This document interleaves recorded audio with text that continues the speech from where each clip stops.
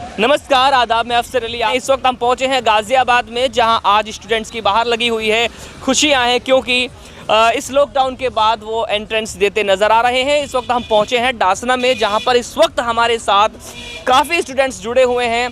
आइए इनसे जानते हैं एजुकेशन का सिस्टम जो है वो भारत के अंदर कैसा है। इन लोगों से जानेंगे एजुकेशन की सच्चाई। जी नमस्कार जी, आपका नाम क्या है जी? धनंजय जी, आपका जो एग्ज़ाम था किस चीज़ का एग्ज़ाम था आपका? यूपीपीसीएस। तो कैसा रहा आपका एग्ज़ाम? बढ़िया था। तो ये तैयारी आपने की होगी बड़ी मेहनत से। जी बिल्कुल। और क्या बनना चाहते हैं आप? एसडीएम। वो वेरी गुड, आपको सलाम है। आप एसडीएम बनना चाहते हैं, आप क्षेत्र संभालना चाहते हैं। सबसे पहले मेरा सवाल आपसे ये रहेगा कि जो सिस्टम है एजुकेशन का भारत के अंदर वो कैसा है? बहुत बुरा है। तो ये किस तरह बुरा हुआ ये पूछना चाहूँगा। क्योंकि सिस्टमेटिक नहीं है कुछ। क्योंकि आज पेपर होगा, 3 महीने बाद 2 महीने बाद अगर रिजल्ट आना है तो वो डिले होते होते चला जाता है, साल 1.5 साल हो जाता है। उसमें सारा सिस्टम मतलब पूरा बैक होता चला जाता है। प्रॉपर तैयारी का जो है सिस्टम वो गड़बड़ाता चला जाता है। अच्छा, मेरा एक सवाल है कि हम बात करें भारत का जो युवा है और भारत की जो एजुकेशन है, दो चीज़ें अलग अलग हैं। भारत का जो युवा है, अगर हम बात करें अमेरिका की या बात करें हम जो है अदर कंट्रीज़ की, वहाँ पर जो है सबसे ज़्यादा भारत से ही साइंटिस्ट भी, डॉक्टर्स भी और अदर जो है हम बात करेंगे आपका इंटरनेट साइट्स की, तो सबसे ज़्यादा वर्क करने वाले जो लोग हैं वो भारत से पाए जाते हैं। लेकिन आपका कहना है कि हर युवा का कहना है कि आज के दौर में जो है एजुकेशन सिस्टम भारत के अंदर अच्छा नहीं है, सही नहीं है।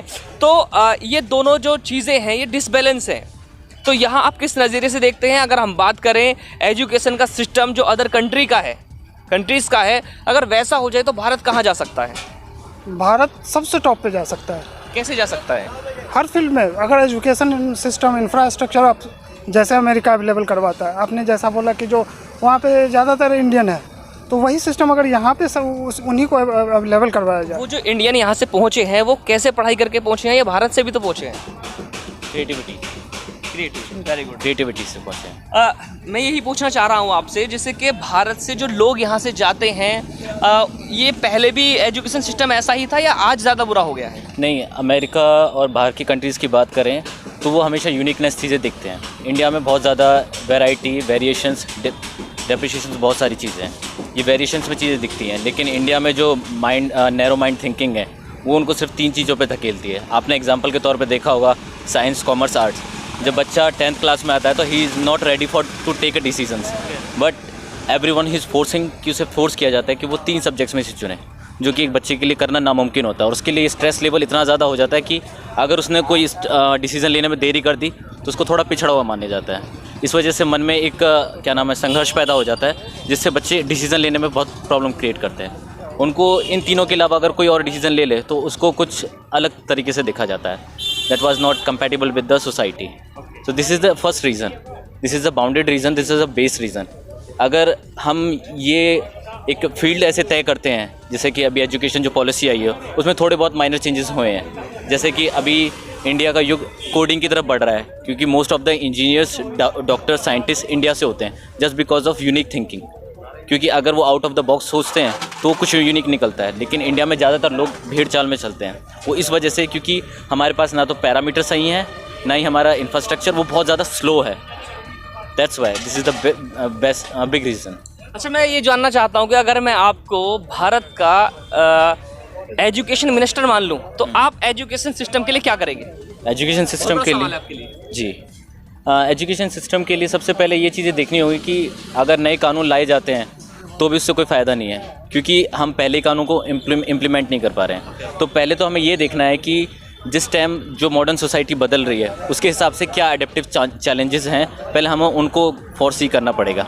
यानी अगर समझे कि अगर देश में गरीबी है तो उसका मूल जड़ क्या है, तो हम फिर एजुकेशन पे पहुंच जाते हैं। क्योंकि ज़्यादातर लोग एजुकेशन को थॉरोली ले रहे हैं, बस प्रैक्टिकली नहीं ले रहे हैं। प्रैक्टिकली चीज़ें हमें सड़कों पे देखने को मिलती है। अभी आप थोड़ा सा आगे जाएँ, एक बच्चा वहाँ पे 15 साल का वो बिरयानी बेच रहा है, तो उसको एक बिज़नेस नॉलेज मिल जाती है, बट उसको कैसे रहना सहना है ये फॉर्मल नॉलेज है। That's not compatible with the practical knowledge. तो पहले हमें एरियाज़ देखने होंगे, एरियाज़ देखने के बाद हमें किन एरियाज़ पर वर्क करना, उसके हिसाब से पॉलिसीज़ इंप्लीमेंट करनी पड़ेंगी। और जो पॉलिसीज़ पहले से जो चल रही थी वो इस हिसाब से अब कंपैटिबल नहीं है, तो उनको चेंज करना होगा। तो ये पॉलिसीज़ हमारी होनी चाहिए जो मॉडर्न वर्ल्ड के साथ रिलेट कर सकें। आपका नाम? सुषमा पांडे। सुषमा पांडे जी, मैं आपसे जानना चाहता हूँ, एक युवा हैं, एक एजुकेटेड पर्सन है, स्टूडेंट्स भी हैं, आप तैयारी कर रहे हैं एक बहुत अच्छे लेवल की।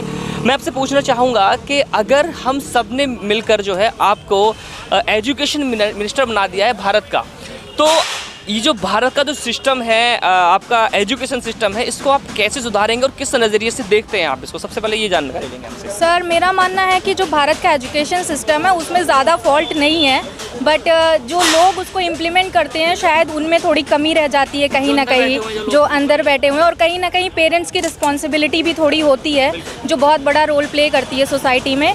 तो मेरे हिसाब से जैसे अभी गवर्नमेंट ने नया एजुकेशन पॉलिसी बनाया है तो बहुत ही बेहतरीन है अगर वो ग्राउंड लेवल पे इम्प्लीमेंट हो जाता है। और अगर मैं एजुकेशन मिनिस्टर हूँ तो मैं सबसे ज़्यादा फोकस करूँगी प्राइमरी एजुकेशन पे, जो कि बहुत ही मुश्किल होता है, जिसलिए हम लोग भी शायद ज़्यादा लंबा फाइट करते हैं किसी एग्ज़ाम को निकालने के लिए, जो कि CBSE या स्टेट बोर्ड्स में जो डिफरेंस है पहले तो उसको कम करना एक, उसके बाद से जो प्राइमरी 10th 12th तक की पढ़ाई है उसको कितना बेहतर बनाया जाए वो सबसे ज़्यादा ज़रूरी है।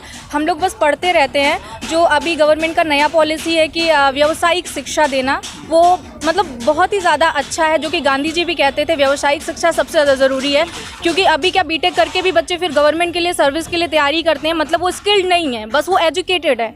स्किल और एजुकेशन में बहुत फ़र्क होता है, तो बच्चों को स्किल बनाना बहुत ज़रूरी है, जो कि नया एजुकेशन पॉलिसी की बेहतरीन चीज़ है। तो मैं अगर एजुकेशन मिनिस्टर होंगी तो मैं स्किल पे ज़्यादा फोकस करूँगी, ना कि एजुकेशन पे।